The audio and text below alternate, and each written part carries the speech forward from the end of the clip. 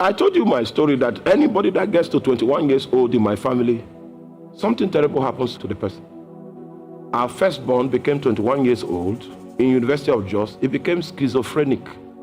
Those of you that are in the medical sciences, you know what it means to be schizophrenic. It was a mental condition. Secondborn became 21. This leg became 2 times as fat as this leg. The doctor said that the leg should be amputated. Then a prophet came to visit my mother and told her that if she can fast for 3 days, her daughter will be free. So my mother fasted for 3 days.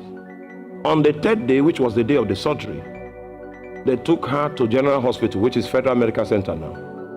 And the surgeons began to argue. So the one that was supposed to operate now left. Then the one that was coming to confront this surgeon that his diagnosis was wrong was left. So okay, we're going to open the leg and see what is inside.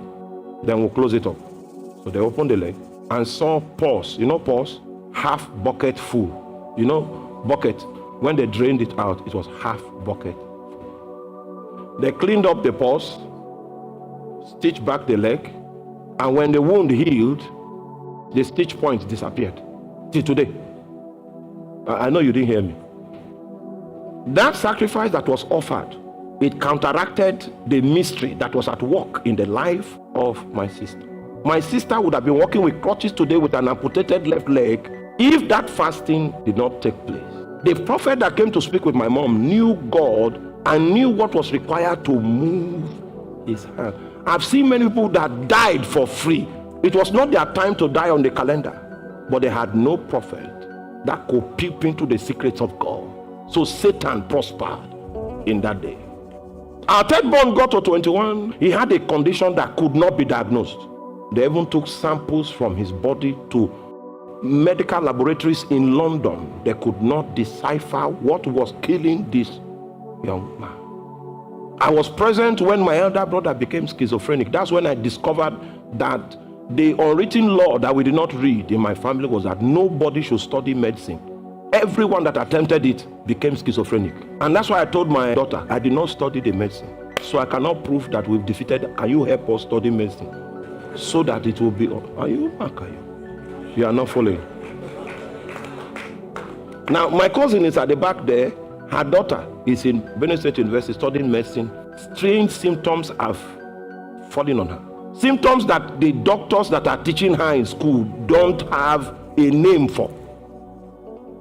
This is after how many generations? Oh, you will be a child to say that altars lack power.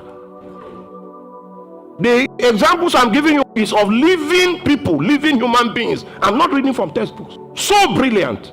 But the day she now enters medicine, we didn't even know she would be able to write the last exams. She came and she even passed. I said, you passed? Okay. You will be a doctor. If God has chosen you to be the one to interpret this parable, there's a parable there. Oh man. Some of you don't know your history.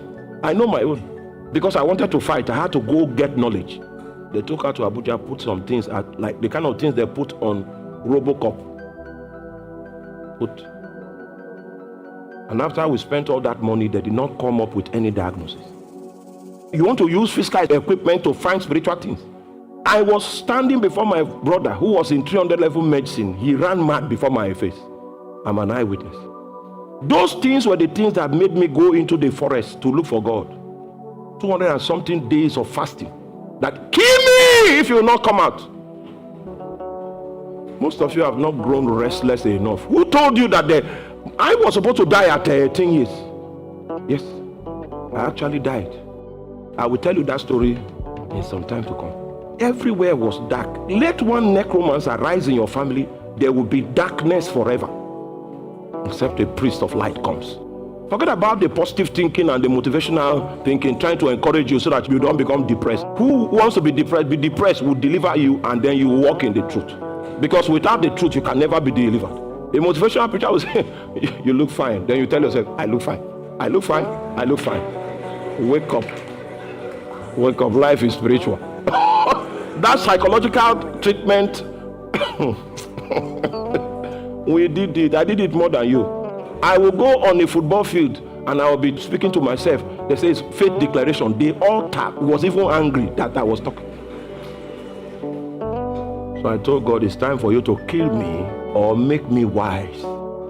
Make me understand the language that you speak.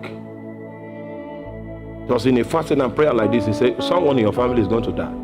I said, is there no way for the person to be redeemed? No, he said, the cup of iniquity is full. I said, yeah. He said, that's why he didn't speak all this while. He was waiting for that cup to be full so that they can begin judgment. I said, okay. So I called my brother. I said, somebody's about to die. That death is coming. But this death is not a bad death. It's a good one that will pave way for the things that God wants to do. Indeed, that death came. And then people began to rise. The last of the necromancers was cut off. Oh my God.